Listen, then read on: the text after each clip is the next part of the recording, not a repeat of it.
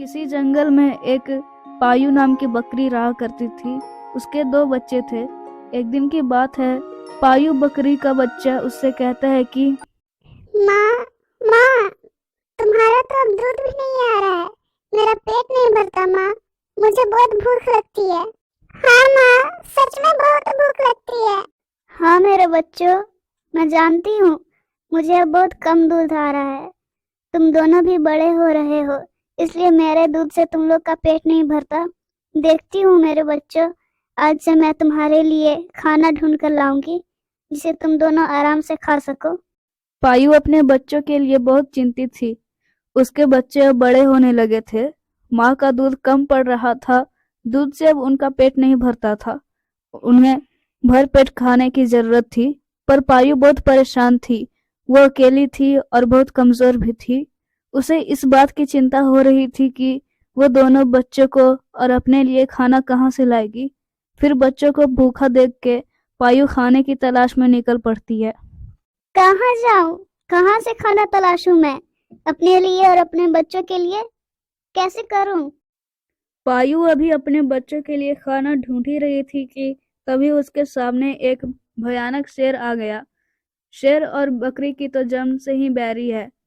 पायु शेर को देखकर घबरा गई। उसने अपनी जान जाने का खतरा सूंघ लिया और भागने लगी। या अल्लाह, इतना बड़ा शेर! अब ये मुझे नहीं छोड़ेगा।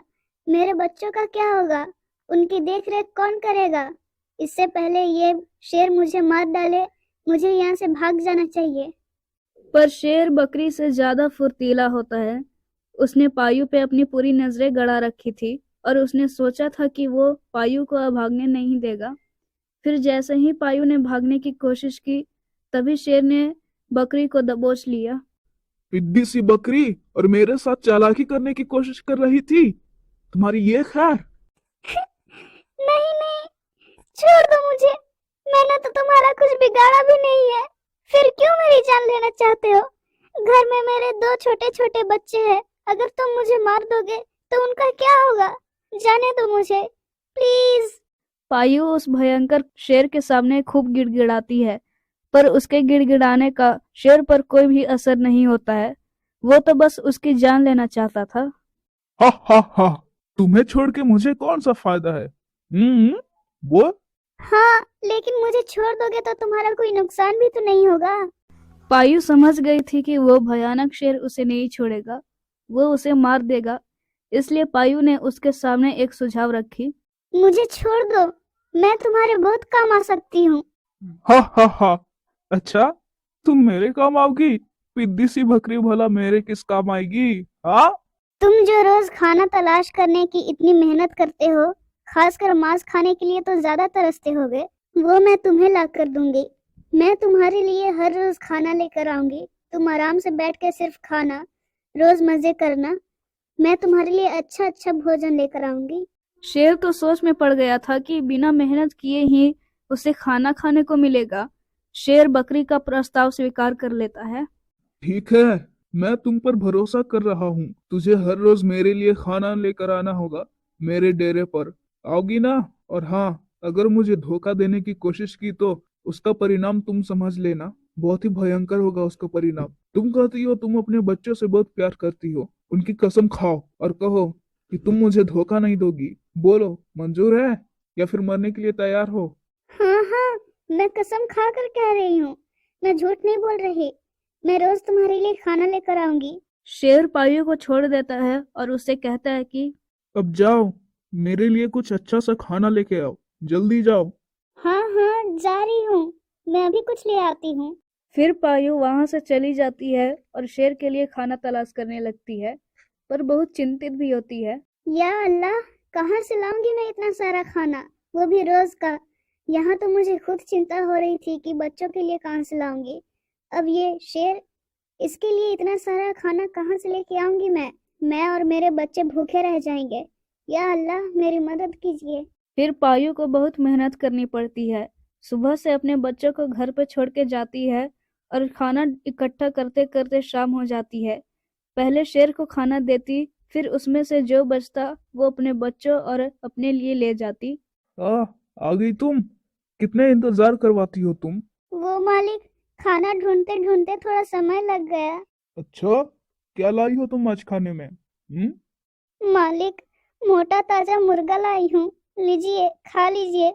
पर मालिक, वो मैं कह रही थी कि इसमें से थोड़ा सा बचा लेना, क्योंकि अभी रात हो गई है, मेरे बच्चे भी भूखे हैं, अभी कहाँ से मैं उनके लिए खाना लेके आऊंगी। थोड़ा सा अगर आप इसमें से बचा लेते तो।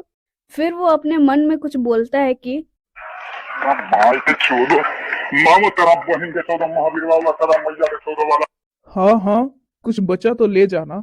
पायु उसे देखती रही कि शायद शेर थोड़ा सा उसके बच्चों के लिए बचा ले, लेकिन देखते ही देखते शेर सारा खाना खा जाता है और पायु उदास हो जाती है। ओए, क्या देख रही हो? और तुमने मुझे फिर से याद नहीं दिलाया था। मुझे इतना स्वाद आया खाने में कि मैं सारा खा गया। पायु अब वहां से उदास होकर चली जाती है।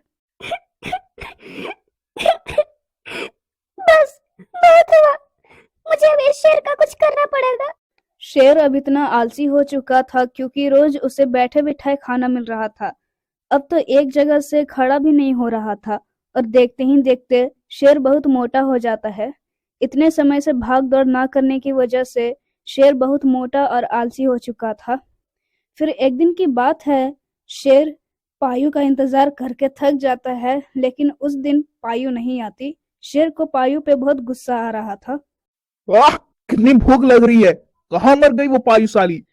आज ऐसा करता हूँ, जाकर खुद देखता हूँ कि वो कहाँ मर रही है। शेर पायु को ढूंढने निकल पड़ता है। दूर जाके देखता है कि पायु तो खाने पे हाथ मार रही थी। शेर तिलमिला उठा।